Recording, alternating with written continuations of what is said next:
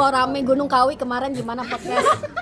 Gunung Kawi kemarin gue bikin podcast itu sebenarnya karena gue mendapat banyak sekali laporan dari teman-teman atau warga di sekitaran Gunung Kawi.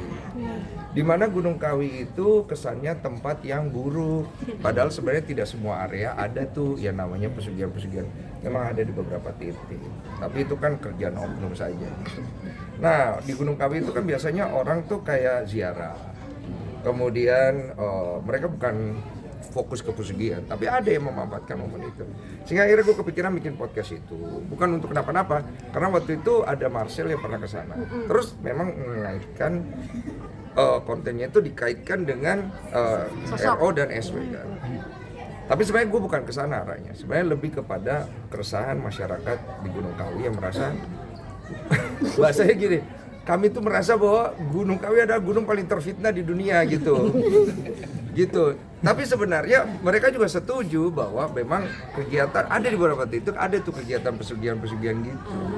Walaupun tidak semua pesugihan itu benar berhasil.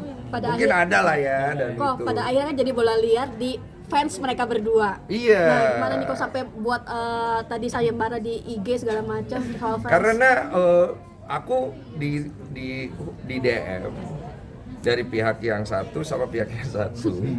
Karena gue ngelihat nih kenapa ribut mulu, gue bilang lu gue ketemuin aja padaan ya. Di podcast lu ngobrol dah. Maksud gue tengahin nih masalah kalian kenapa. Karena kan gini, itu kan masalah orang. Gue ngerti lah itu public figure segala macam. Tapi itu ada anak gitu mereka. Kalau fansnya tubrukan terus, kasihan anaknya nanti. Jadi biarkan orang tuanya menyelesaikan masalahnya sih. Tapi sampai mempertanyakan terkait adanya boykot Sarwenda di... Oh iya, gue kaget itu, gue tanya di threads. Gue kaget beneran ada itu boykot, gue pikir cuma rumor. Sumpah gue kaget bisa. Terus gue nanya, sebenarnya gue mau cross check. Ini beneran ada nih petisi begini gitu loh. Beneran ada ternyata gitu, sampai sejauh itu. Tapi ngelihat kasus ini seperti apa sih kok? Kan Kokol banyak dimention sama netizen ya, ampun. Sebenarnya kasus ini sensitif ya, jadinya. Gue aja bingung gitu mau memposisikan diri di mana gitu. Gue lagi pengen ngejelasin tentang pesugihan nyangkut ke sono.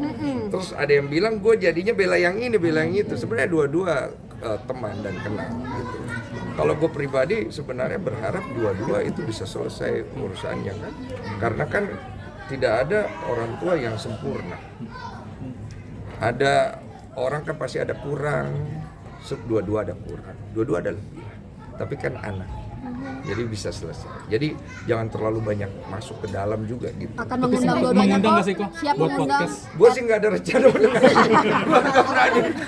Gue nggak ada rencana gue. Jangan kalian tambah-tambahkan ya. Sedikit dong kok menanggapi soal ini lagi marak lagi kasus dari Vicky Prasetyo banyak korban baru lagi. Banyak penasaran nih kok. Emang gladiator bahaya gladiator nih. Iya, kemarin ada Kalau itu boleh dah ditengahin dah. Kalau jadi kan ada korban yang kemarin juga Iya, Fang nikah siri tapi tidak dinafkahi, lalu ada yang kemarin kerugian sekitar 5 miliar belum dibayarkan. Ini gimana nih kok? Nah itu netizen gue baca komentarnya, bener juga kata netizen. Kayak nggak tahu Vicky aja kan. Oh kalau ini dukung netizen ya, kalau yang tadi gimana? Jadi sebenarnya gue juga bingung tuh sama Vicky itu, nggak tahu lah. Nanti kalau dia hubungin lah. Karena gini, untuk kasus-kasus kayak gitu, gue tuh biasanya tidak menghubungi. Kalau orang yang menghubungi, baru kita coba respon. Kenapa? Karena kita nggak mau salah langkah sebenarnya. Takut gue nanti jadinya gue terlalu gini loh. Gue tahu gue bikin konten tuh cari cuan. Tapi kan nggak semuanya itu orientasinya di cuan juga gitu. Kalau ibaratnya gue mungkin punya tujuan untuk membantu, tapi kan orang pikirnya oh cuan. Jadi gue juga jadi serba salah. Karena banyak kasus-kasus yang gue angkat ke permukaan itu sebenarnya gue bukan hanya nggak cuan karena dia dolar kuning, juga gue dapat teguran dari YouTube karena terlalu sensitif, apalagi bawa anak. Tapi demi tujuan untuk membantu atau mencari keadilan, kadang-kadang gue ambil resiko. Jadi gue juga harus tahu menempatkan diri lah, jangan sampai gue salah langkah. Mungkin ada pesan nggak sih kok buat Vicky sendiri biar korban-korban Vicky semangat. Semangat memperbaiki semuanya.